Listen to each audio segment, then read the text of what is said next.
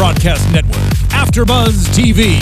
Over 20 million weekly downloads in over 150 countries, and your number one source for after-show entertainment.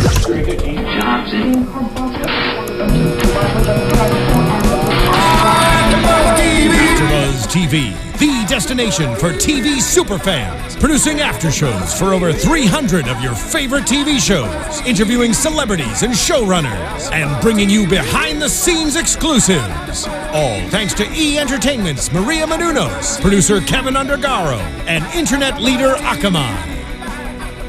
Now, let the buzz begin!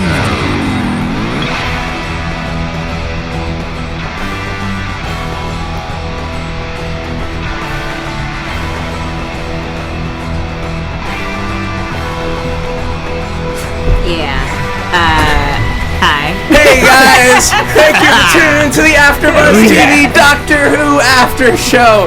We are ridiculous. And we are here to talk to you about episode 904. I don't know where I got 2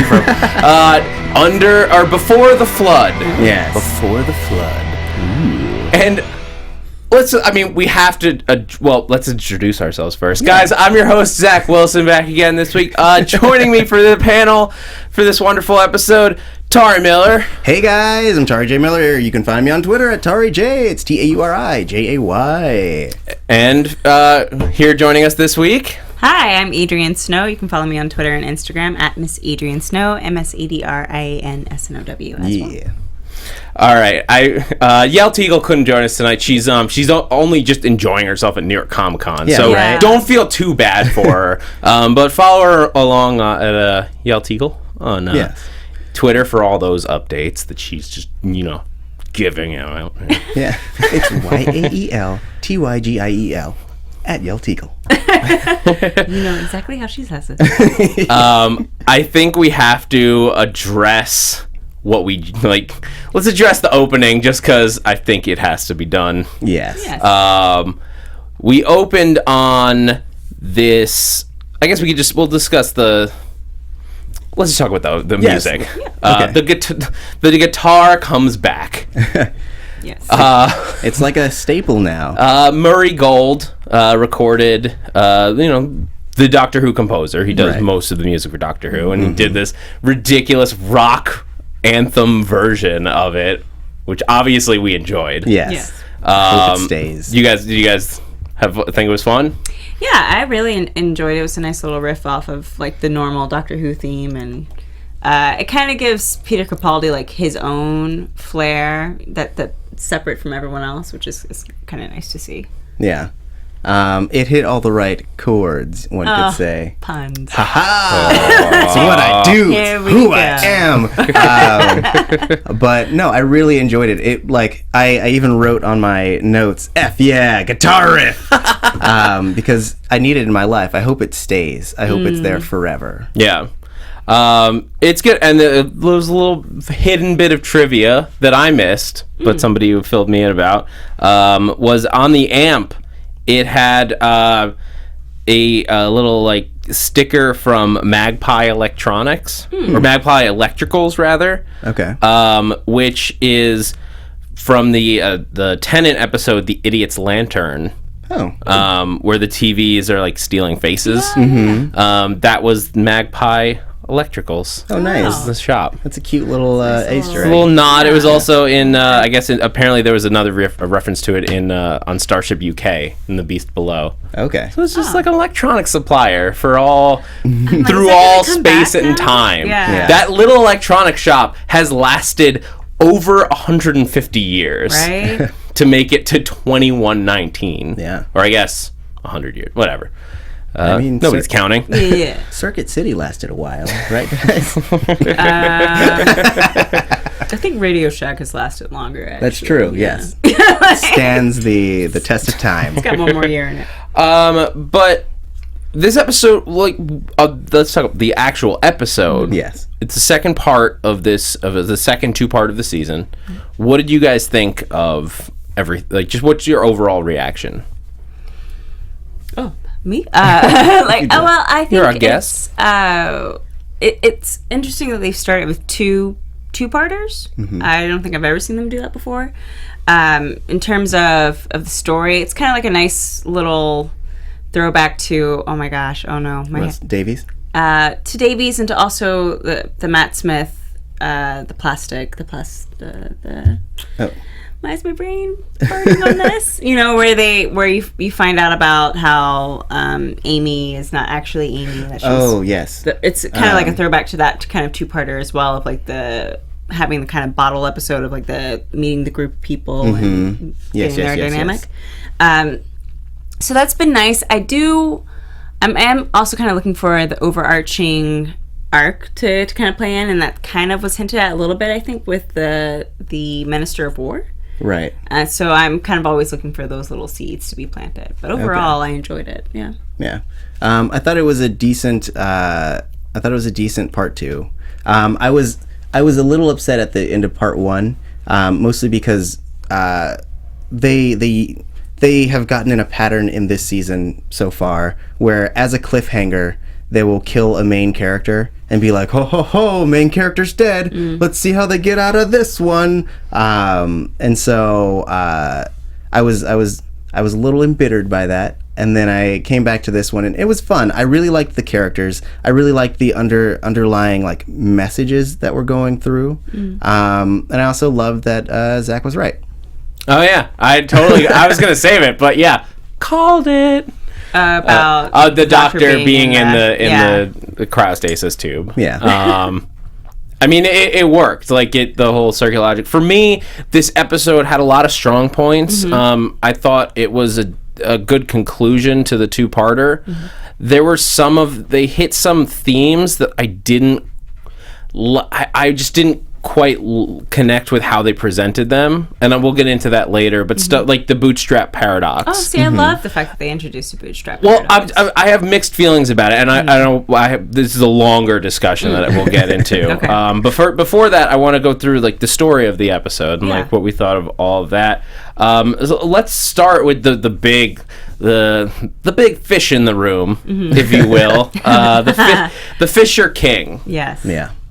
Which it was interesting that there was like a lot of history that they didn't talk about, I guess. Okay. In this episode, like the Fisher King is, I guess, an old British like legend. Oh, really? I didn't know. I thought it was just a really cool movie with Robin Williams. Very. Sorry, I just had to comment on that. Hey, no. It's an Arthurian legend, like medieval times. The Fisher King, or the Wounded King, and it involves the Holy Grail. The Fisher King was the last guardian of the Holy Grail, and if you were selected to be part of his like team or it's something like that. So I see that when hearing it, I see the components, like selected to be part of his team. The ghosts, like to help boost the signal. Right. And the Holy Grail, I guess, being just this ship as like part of the legend. I mean, this was only a few... It's like weird that it's like it's still in the future, right? When this place gets buried. It's in it was the 80s. It was the 80s. So, but it's not an Arthurian legend. It just sort of plays into it. Right. But they call him the Fisher King. Yeah. So it's like there's like history, but there's not. I mean, he could have been like a thing. Like you don't know how old this guy is. You don't know how long he's been. I mean, he had only been one of over many Fisher Kings. That's true. It could be like a title that is passed down from one person to the next. Yeah, like the title of a king is. Well, what do you guys think of the monster?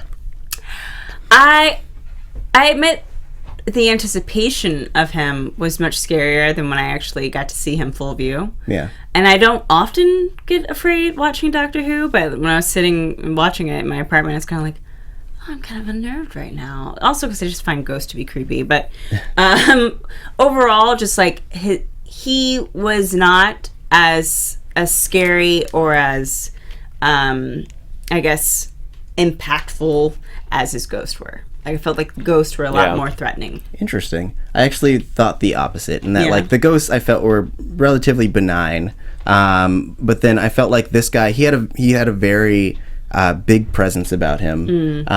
He had more knowledge than a lot of like Monster of the Weeks have, and like you felt that he had been a ruler, and you felt like he had been like dominating worlds for decades, you know. And so I felt like this is one of the rare times where I feel like the Doctor kind of came across someone who was about his equal.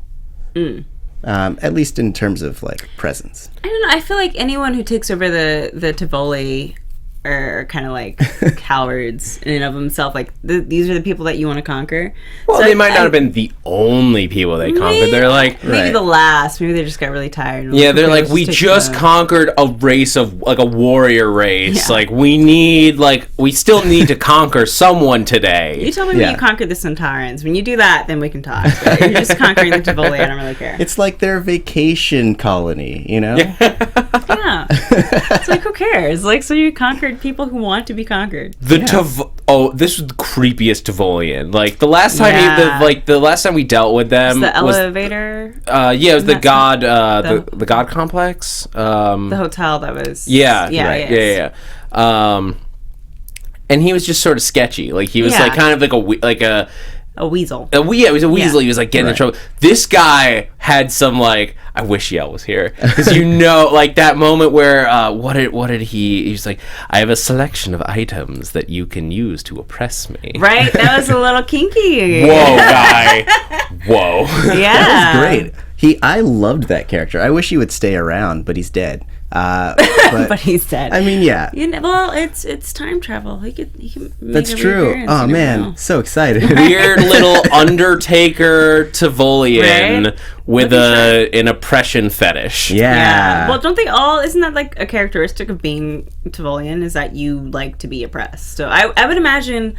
Oh God, I would love an episode where they went to Tivoli. That would be so weird. Like, how crazy and kinky these people are, because they just all they ever want is to be oppressed and controlled. That could also just be an interesting thing for the Doctor to deal with. He's like trying to stop an invasion that's going to kill a whole bunch of people, and they're like, "No, what are you doing?" He's like, "I'm saving you." They're like, "No, don't do that." I don't understand what's happening. The Doctor's just really confused. It's like his first interaction with the Tivoli. They're like, "No, we like this." But the Fisher King, to me, they built up this character and then just didn't do much with it. Yeah. There's this crazy design of a monster. He knows the Time Lords, which these days most monsters don't. Like in like Eccleston's era and early Tennant, you were constantly running into monsters who had been directly affected by the Time War and were angry about it or something like that. But you don't usually see that. It's just like we needed a home or like it's an invasion, like for whatever reason. They've kind of been touching on that a little bit more though, with these past 4 episodes, 3 episodes, 4 episodes of just how. I mean, so far, he's run into with the Daleks and then with the Fisher King. That they might be going in that direction where the monsters are starting to have a better understanding of Time Lords and the Doctor, because I think they're building up, getting back to Gallifrey. Right. Yeah. Like as they're escaping this pocket dimension, the memory of them is kind of flooding back into people's brains. Yeah. I could see that. Yeah, I mean, I hope that we get back there soon, because we know it's coming. Yeah. Like, you don't bring that planet back just to never deal. Never go. It's just out there in the ether for like 5 years. And Moffat did say that we're not going to get back immediately. Yeah. But we didn't go back at all last year, which a lot of people, including myself, were surprised about. I was surprised that they would introduce that Gallifrey's back in the 50th and then not make it back for an entire season. Right. And it's not necessarily a bad thing. Yeah. It was just surprising. But even in this episode, like that stuff aside, I just felt like he wasn't really that. Like they built him up like he was coming out of the shadows, and it was a scary design, but he just like wasn't threatening. Yeah. He had a gun to the Doctor, but didn't shoot. Exactly. I never was worried about him. He seemed kind of stupid when he believed the doctor and just left the doctor and went to go check on his ship. I'm like, why would you not take the doctor with you or kill him? And he also looked like a toned down version of the monster from Mimic. Does anyone remember that movie? I remember it because I liked it. Because it's terrifying, because it's just like a giant cockroach who learns how to morph into looking like people, and then it's breaks. Oh my god, Right. It's terrifying. Interesting. I actually thought he looked more like the brain bug, like a walking version of the brain bug from Starship Troopers, like with the foldy face thing. Anyways, What we think he really looks like. But I as much knowledge as he had about the Time Lords, the first thing you should know about Time Lords is that they do lie. So why would you just go along with it and be like, okay, let me go check on the ship? Or even less so the Time Lords, but just the Doctor. And the doctor lies. Yeah, but they all lie. I mean, the they're master not, lies. even he admits that they're not trustworthy and everything. You will do there was some very interesting stuff. He did seem to know the Doctor's story, because he said the Doctor said, when he said this world is protected by me. Yes, one man lost in time. So he knew that the Doctor was alone. Yeah. And all this so it was interesting. Here was the thing that confused me about the Fisher King and his story. He was brought here by a funeral director, right, or to be buried or whatever. yes. Yeah, because it was like a landfill in his eyes. Yeah. Was he dead? Yeah. Then At how least was so he? thought. Well, This is where I got confused, because I thought he was dead, and they didn't really make clear up why he was suddenly alive. Yeah. Was it because it was either a trick to get him to this place, but if so, why? Yeah. Or something about the situation brought him back to life. I had thought it was just the what were they? The Arcatinians. I thought that they had thought they killed him, and so this was kind of like a Trojan horse thing, in that he would get off planet, come back, rebuild his army, have them pick him up, and then they can go back and retake over. Okay. I think they did mention that. He said something along the lines of, I am rebuilding them so that we can go back. Or he said something about getting his ghost to a certain amount so that he could. So that they could summon an armada. Okay. I know about the Armada and stuff, but that all felt like the next step in his process. I guess I watched it twice, just today. Yeah. But I missed. It was so quick. I guess I just missed it.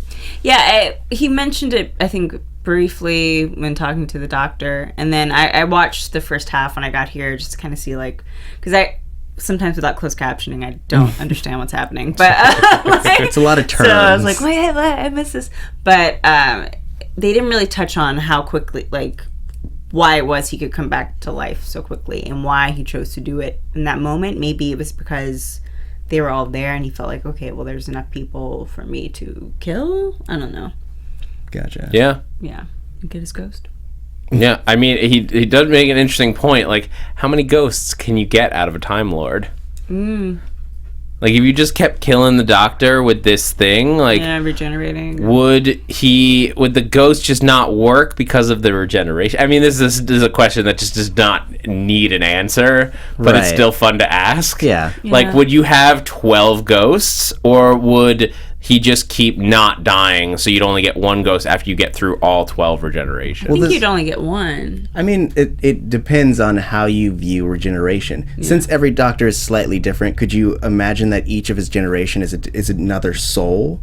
So then, essentially, each time he's killed and regenerates, he sheds himself of that soul and builds a new one from scratch. Still keeping his core, but essentially having new bark around his main tree. I think it's one soul. Yeah. If one to core. call it that. Yeah. Okay. Although the second set of regenerations makes that even more questionable. Yeah. My brain hurts. I know. So much thought fandom. But I mean, if you think about it, when we went to his grave and you see the body of the Doctor, and it's just the time stream. Yeah, it's just time stream. So it's, who knows what you would get if you tried to make a ghost out of the Doctor. And also then that kind of plays into the bootstrap paradox, where, well, in reality, the Doctor must know that there wouldn't really be a ghost of him if he doesn't have the same type of essence that a human has. Right. Though I would say that the Doctor dying is handled in different ways. Yeah. Because like Tin, when he died in Donna's other universe, he was just dead. Yeah. Also, when he died as the Eighth before he turned into the War Doctor, he was just a dead body. Mm-hmm. But then when Matt Smith died, he turned into a time stream. So it's very. Well, I think it was also because of how he died. Didn't he just die of old age? Like he just the time stream version, like assume like version. that's the version of events where he doesn't get another set of regenerations. Yeah. Right. So it's the events of Christmas, Mm-hmm. I guess the planet Christmas, Mm-hmm. or Trenzalore, Yes. I guess is easier to call it, less confusing. Trenzalore, but he just doesn't regenerate, so he gets killed on that battlefield. Right. So the time stream, I guess, only forms when you've run through all of your regenerations. Okay. And then he dies of either whatever cause, but he has no more regeneration, so he becomes the time stream. Right. Dies of a nosebleed. Got it. Yeah. But the other ones were dead with regenerations left because of other circumstances. Yeah. So it might be you might actually have a body. So maybe that's the fair. difference. Yeah. All right. What do you guys think at home? Yeah. Yeah. Let us know. If you can still follow what we just put I'm forward. always amazed when I actually get to have a conversation about Doctor Who, how I can still keep track of what I'm talking about. Because I know people watching must be like, what? My favorite is when somebody who doesn't watch Doctor Who is nearby a conversation. Like at Afterbuzz, we do a lot of different programming here. Yeah. And so there's people doing very different shows right next to us. I believe Keeping Up with the Kardashians is on at the same time. Right. So when those types of people are next to the Whovians, it's real confusing. Oh, yeah. But yeah, so with that, let's, as it builds into this, talk about the bootstrap paradox. Okay. So what was your issue with it? I'm not going to abbreviate issue. Well, my issue with it was by the end of this, and like we'll go back and talk about like how that was presented at the beginning and all that. But my issue with it was that it felt like it was supposed to be this super deep part about, like, I guess it comes down to what I love about science fiction. What I love in science fiction is when a show can be about time travel and aliens and crazy stuff, but still bring a message that is very human and relatable, that can affect like everyday life that we go through. This is a very deep part that can affect your life if you travel through time. It's very within the world of Doctor Who, so it affects the way that the Doctor and time travel works. That question of paradoxes through time, and it's very interesting. It wasn't a brand new thought. Yeah. Obviously, I mean the whole thing is he literally says you can go Google it. I did. Yeah. I was gonna ask. I want to know, you guys in the chat roll, how many of you immediately, like without stopping the episode, Googled it? Yeah. I Googled it afterwards. Yeah, but I waited until the episode was over, but I immediately was like, I must know. Right. But I was with my girlfriend, and she just took out her phone and Googled it. She's like, the doctor told me to Google it. Right? You do what he says. It reminded me sort of Listen last year, where the episode was so strong, and while I'm watching it, I'm like, this is great, this is interesting, I'm so engaged, and I'm having a great time. But at the end of it, it like felt deeper than it was. Like with Listen, it was I loved the idea of like, what's out there? Is there something listening? But it didn't provide enough answers for me to land with its decision. Okay. I hope I'm being clear. Yeah. Right. Well, Go ahead. I think if Moffat is wise and pulls a Davies, which makes me such a jerk for saying that, but and plants that seed to continue it later, then it's a wise choice. I think it was just a one-off about bootstrap paradoxes, and that kind of sucks. So I hope he kind of plays with that and gives it to us so that there's something that we can kind of look forward to, especially knowing just knowing in terms of like casting how some things are going to change. I think that would be kind of a cool thing to toy with. That's a great point, because I would take away all of my these complaints I'm having right now, is if this is a seed for something bigger. Right. But it reminded me so much of Listen, which I said that exact same thing last year, which is, if this is a seed for something that we're building towards, this is amazing. But if it's not, it's just sort of like a good episode with a weird end. Right. And it reminded me so much of how I felt at the end of Listen, that's why it's not sitting well with me. Interesting. Because I guess the thing I like about bootstrap paradox, whenever I've seen it, though I never knew the term, but in terms of like when you're watching something and I can't think of a good one where the person's rushing to do all this stuff and they realize that it's like somewhere in time, somewhere in time where he realizes that he's going back, and then he finds the penny. And the simplest version is when Marty goes back and plays Johnny Be Good for Chuck Berry, essentially, and causes that whole thing to start. The causal. Basically, nexus. bootstrap paradoxes are all built around guitars. Yes, pretty much. That's what you're saying. Basically, music. So if because I just love that so much, I hope that there's just like a really, I don't know, I like when the Doctor's sad sometimes, a really heartbreaking moment of like him realizing that he is caught in a bootstrap paradox, and like one of the worst moments that he could possibly caught in one, so right. That would be much heavier than this one was. I didn't mind the paradox as much. I mean, mostly because I feel like that is the theme of Doctor Who, where it's just like, it's just time travel. Get over it, and things happen. They've been saying that a lot this season. Well, yes. And I think that, to be fair, it's Doctor Who. They say that all the time. But I've noticed it more so this season, where he's just like, he'll turn to the camera and just be like, deal with it. It's more winky, Oh, okay, yeah. But like, I feel like it plays with this idea of destiny, and I think that we kind of we got a little bit of that in the first two-parter, where it's like, essentially, the Doctor created the destiny of this boy, and though you can't change it, you can play in it, you can adjust it, you can do little things, and I feel like that might be the theme of this season, in that like bootstrap is all about like, you're destined to make this thing come to existence even if it didn't exist before, and so I felt like it was just kind of playing into that whole theme. Okay. I mean, there's a lot of interesting stuff. I think I'm curious, like, you guys let us know in the chat roll and in the comments and on the YouTube, on the iTunes and all that, what you thought of the bootstrap paradox plotline. Did you like it? Do you need more for it to land? Oh, Zach. Oh, yes. Looking at the chat, we first of all have a lot of people who said that they Googled it. Nice. Oh, yeah. While still watching the show or pausing and Googling it. And then Ryan Whittleson in chat says the bootstrap paradox appeared in the Children of Need special with the 5th and 10 Doctors. Oh, nice. Nice. I didn't And that's your chat update for right now. Also, Boo 69Bs. I know it was Marvin Berry, but he was holding the phone up, so it was for also Chuck Berry. Yes. Boom. It was for Chuck. Was Marvin for Chuck. made the call. Right. Oh, You're cousin Marvin, Dr. Marvin. Right? Like, we get it. You're Chuck Berry's cousin. Do you think?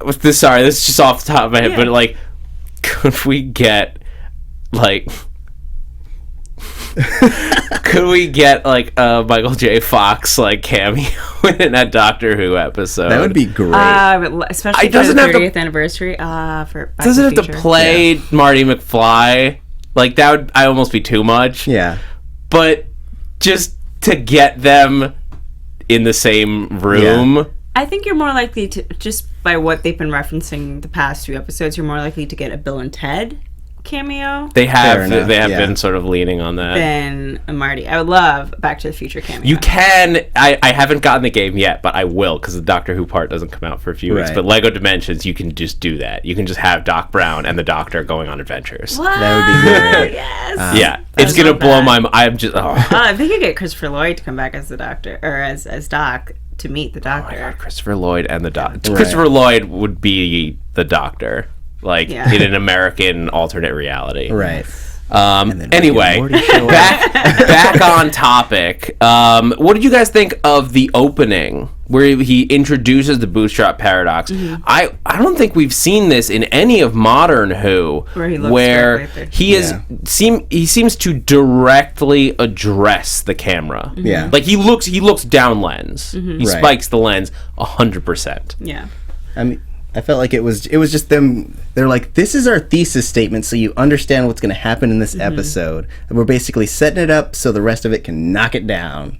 Yeah, it was different because I've never felt like they've ever had to explain anything to me before. Like I'll usually get it, and it did tie into just the whole creation of Davros in terms of like it comes out of this because you happened to meet, and would it have happened Yeah. if you had not happened to Right. fall on this planet at that time to save this boy. But I don't mind. I kind of get like, I just want everything to be a seed. So if Clara is gonna be gone, then they might toy with the Doctor doing a few direct addresses to us for a little bit while they figure out if they want who they want the next companion to be. And I would Right. totally be down with being like the Doctor's companion for a few episodes. It was a little jarring for me. Like it took me out of it for a minute because I was trying to figure out who he was talking to. Oh, really? Because I wasn't expecting him to be talking to me, the audience.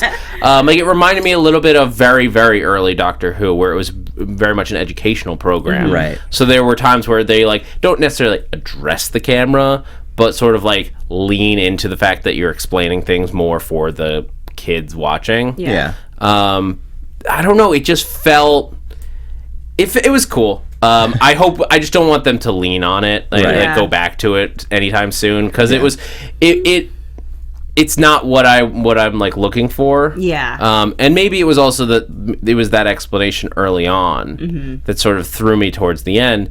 I guess here's the other thing. They introduced the bootstrap paradox as if this is like this is the time that it's happened. It feels like Doctor Who does this all the time to me. Like this paradox is nothing new for the Doctor, but the episode presents it as if it's like a new thing that he's experiencing. Yeah, it's like Right. it's like River Song. Like I feel like Yeah. all of River Song is a bootstrap paradox. Yeah. Well, they do it a couple times in this episode. I know that like there's a certain school of thought that like you sort of just have to like make this episode good and not worry about the previous. But like the Fisher King is like, you're willing to die rather than change a word of the future. And I'm like, hold on.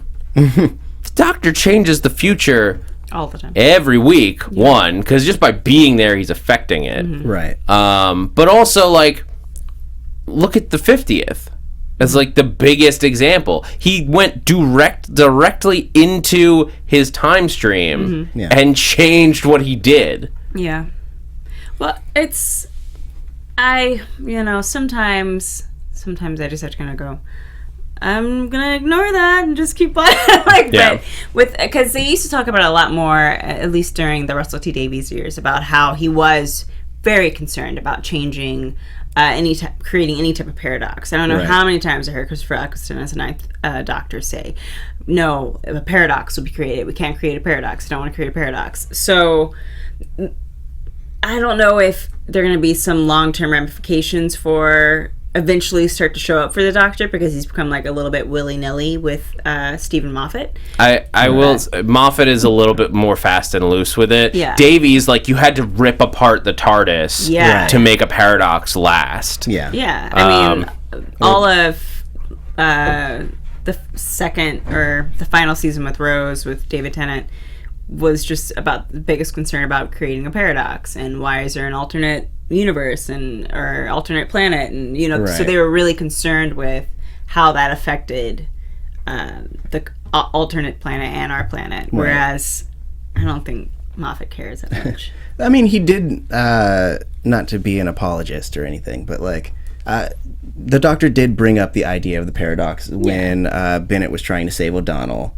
I mean, this was more like a Fires of Pompeii kind of thing, where it was like, he was supposed to be there and he was supposed to break the dam. He was, because the base was already in a flooded city. He had to be there to make that happen. So it was already written.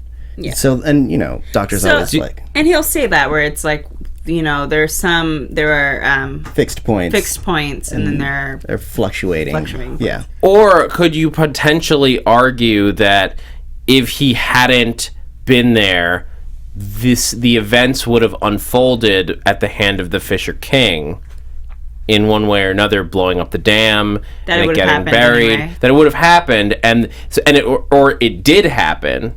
And then the Doctor showed up, and basically this whole thing was him. Like, this would sort of undo the bootstrap paradox, and this is like sort of like almost a fix in my mind for it, if you need one. Not that it needs it, but if the Fisher King goes through this and sets everything in motion, and the Doctor sort of goes through these things of like it would have made a ghost of him, and he would have been saying those things because of whatever the Doctor would do to make himself say different words. And then he goes back, but he is able to, he's mimicking the things. This is more of the Back to the Future logic, actually, is where it happened one way, but you went back and you screwed up how it gets started, so you can do it a different way that leads to very similar results. So like, at the end of it, the Doctor's alive, he's not a ghost, but there was a hologram to make up for it so that it didn't affect the flow of time. It still got to the same point at the end. I think they kind of touched on, I think Back to the Future, in terms of how they talk about time travel, is just like one of the best written films. It's so simple. And they get it, and it is kind of like getting back to, but it still is kind of getting back to that fixed point, as long as, just to rip on Back to the Future, Marty can get his parents back to that point. And Doc Brown talks about this. That's where you need to get them back to. It doesn't matter how they get there, as long as they get to that place at the prom when they kiss, or this under the sea, then that's all that matters. So I think you could play with the bootstrap paradox in that way with the episode, where it ends up being the Fisher King who doesn't know how to lure people to this place. So he, opens the dam up and makes it underwater and waits 150 years or whatever to get people to come and help him.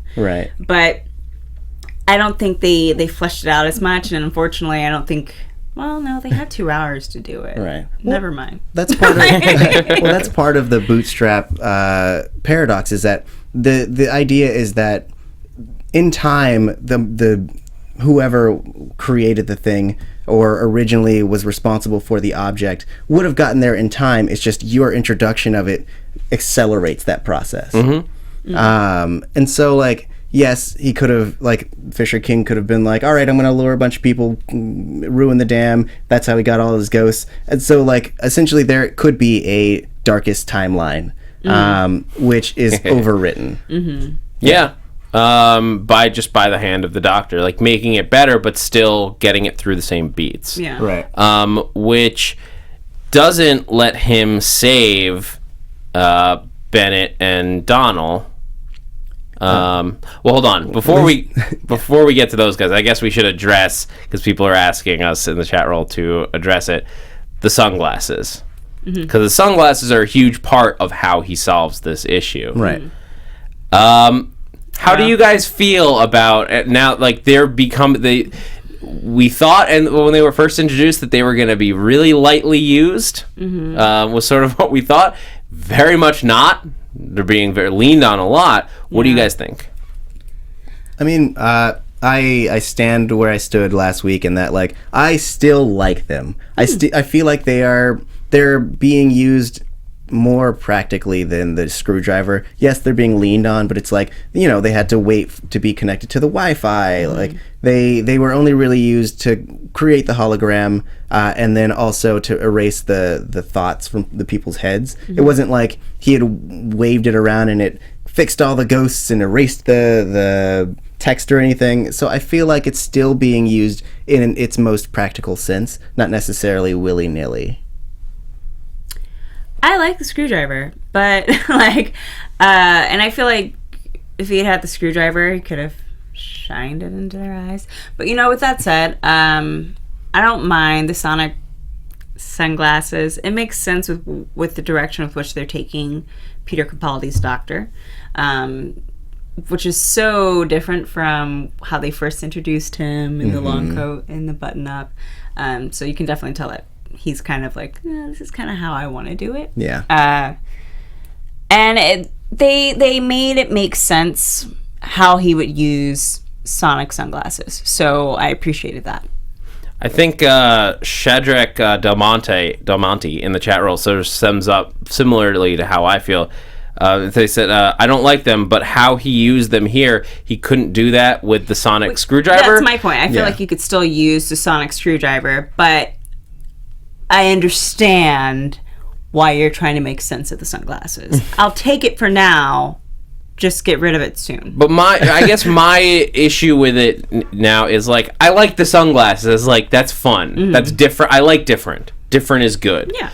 But make it different. That's the thing, is that like this wasn't limiting. Like, I thought that when they introduced a different sonic tool, it would be used. It would have to be used differently. Like, it wouldn't be capable of all of the things that the sonic screwdriver is. Because they said they were losing it, because we talked about Moffat's quotes last week, because they felt it was becoming a crutch. But when the glasses can create a hologram while the Doctor is in a cryostasis tube, and then he can plug it into like he can just stick the ear of the sunglasses into the port and use it to like get into the base schematics. Like, now it's just doing what the screwdriver does with a slightly sillier looking like interface. Well, as long as it can open doors, then I think we're okay. But in what they've presented us with makes it seem like it could. Yeah. And that's the thing. It's like, I would love for the Doctor to be more limited. That would create great storytelling. And I love the sunglasses on Capaldi because it looks ridiculous. Which, if you saw the opening of the show, you know that we love ridiculous. Right. I just want them to pick a direction with it. And it's sort of, right now it's sort of unclear. Yeah. What the limitations and the abilities of it are. Yeah. We got some focus groups on it. We'll see what happens. Yeah, right. They're like, this isn't gonna work. But like, it's fun. And I liked that they could do holograms. Sort of makes sense. It's visual. Yeah. And like the erasing of memories thing is just like, it's like reverse Men in Black. Right. Like, you put on the sunglasses and we erase your memories. That's nice. I kind of want to get some Ray-Bans now. Like, Ray-Ban, how much do you think Ray-Ban paid to have those, them be the sunglasses? Oh, probably. They were like, we'll just give them to you. Yeah, just pretty much. Bring back the Ray-Ban popularity. And they're like, okay. Yeah, the hipsters aren't doing that for them already? No. No, not as much as, like, oh, well, anyways, Men in Black, like, blew up Ray-Bans, but yeah, right. Like, everybody in science fiction loves Ray-Bans. Yeah. What can you say? Anyway, so let's talk about our team of humans, if you will. Or starting with Clara, because she's leading her own little squadron during this. Oh, we're running low on time, so let's get into Clara. What did you guys think of her plotline in this episode? I wonder what's going on, because they keep referencing about how she's so much like the Doctor. So I want to know if that's going to lead to like what happens to her eventually, because they keep touching on that again. That's all I got. Oh, all right. Well, there's one thought in the chat roll of what if she gets to Gallifrey? Like, if we can get to Gallifrey before the end of the season, not that we know that, not that we are, or like there's any evidence that, but seeing somebody who thinks that she is effectively a Time Lord deal with actual Time Lords, Right. Because that's sort of what I think you're hitting at there, is that like she thinks she's on the Doctor's level. Yeah. I don't think the Doctor would agree with that. No. But she does. Okay. Sorry?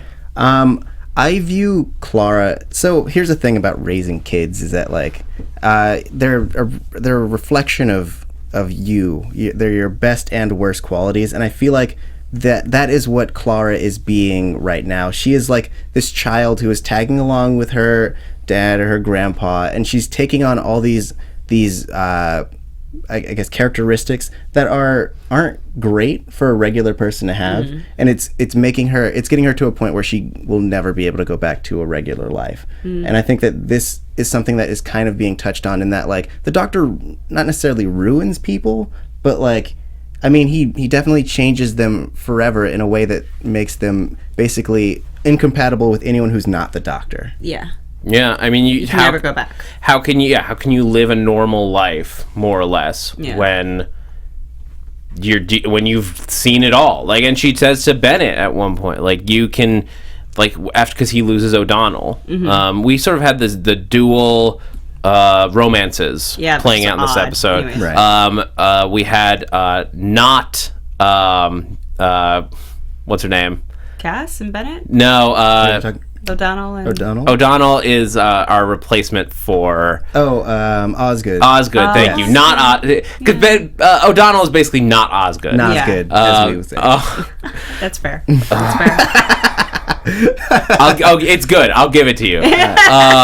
But she tells Bennett like he needs to move on and stuff like that. Do you guys have any other quick thoughts before we head into... I didn't understand why they need the dual love story thing, but okay, I get it. I guess they just wanted to do love story, but that's it. Love transcends time. Yes. You know? I could have done one or the other. Yeah, like I liked Cass and her guy, yeah. but I liked O'Donnell and Bennett. I didn't need both. Yeah, I didn't need both. Both good. All right. Running low on time, so let's do some predictions. Your Afterbuzz TV predictions. Oh, it's new. Okay. Okay, so next week, Maisie Williams. Woo!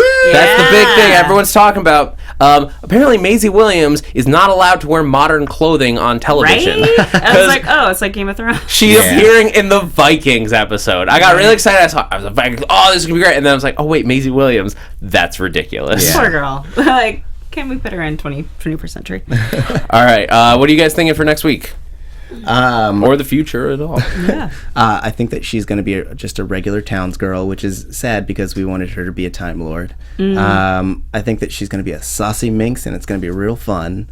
And I think that the Vikings are going to be robots. Is that already established? They're aliens, but they're like... That's what I was thinking too. Yeah. I mean, not alien robots. But. We did the robot medieval invasion last year in Sherwood. Yeah.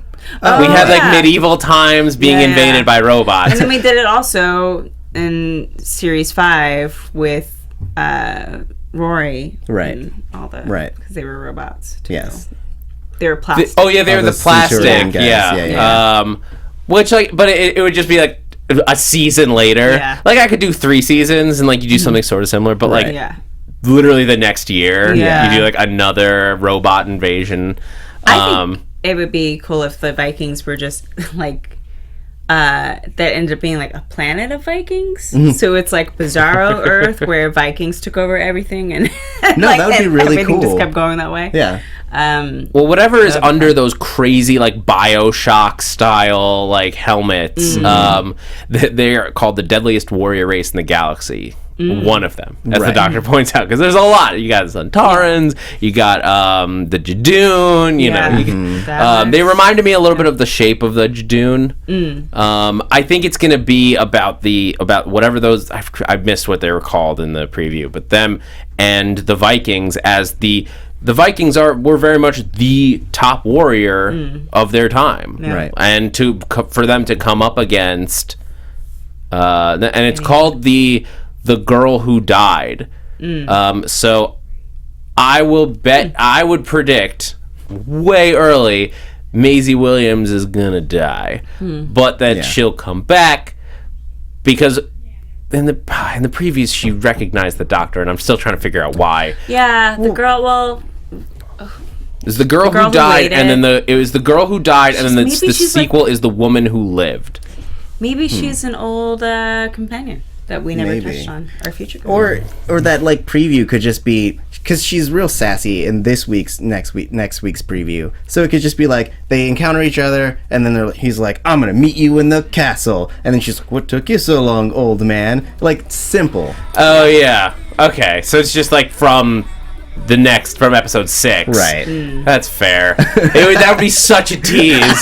Such a tease. Oh, no. Like, we're like, oh, it's Susan. It's like, it's, we had all these crazy predictions, and then it's just like, no, she's just a character from episode 5 and talking about him in episode 6. You've never seen before. All right, guys. Well, we got a lot of them more, and they're fun. I say keep bringing them on. They're a blast so far.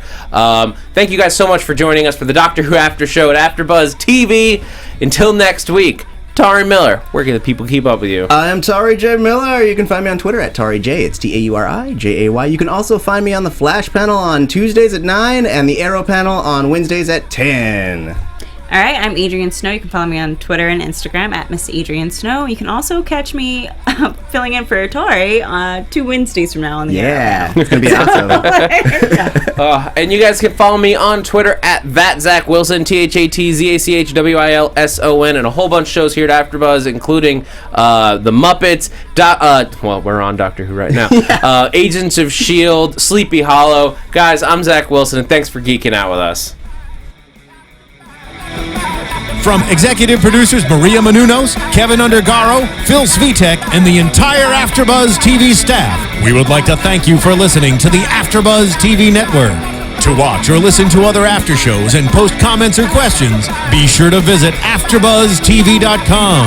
I'm Sir Richard Wentworth, and this has been a presentation of AfterBuzz TV. Buzz you later. The views expressed herein are those of the hosts only and do not necessarily reflect the views of AfterBuzz TV or its owners or principals.